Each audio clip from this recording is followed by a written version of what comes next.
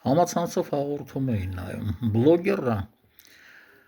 հարցազրույց էր վարում քաղաքագետ և պատմաբան ներկայացող անձնավորության հետ, հանկարծ առանց որևէ մի բանի պատմաբան և քաղաքագետ ներկայացողը այսպիսի արտահայտություն արեց, դե մարդիկ շատ բաներ չգիտեն, օրինակ ասեց գիտես որ բրուտալ բառը մարդիկ լրիվ սխալ են հասկանում, բրուտալը այն չի որ հասկանում են, բրուտալը այն բրուտոսից է գալիս, որը դավաճանեց կեսարին և դավաճան իմաստ ունի այդ բրուտալ բառը, բրուտալ բառի հիմքում ընկած է լատինական բրուտո ամուր, ամրակազմ, հաղթանդամ բառը, օգտագործվում է եվրոպական շատ լեզուներում, նաև ռուսերենում, հայերենում շատ հազվադեպ է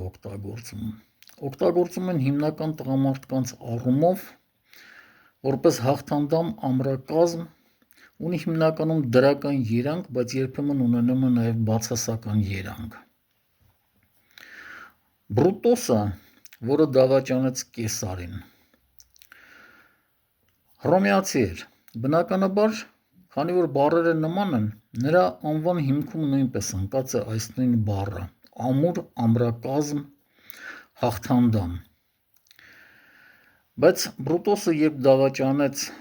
կեսարին, նրա հատուկ անունը վերածվեց հասարակ անվան և երբեմն ստանում է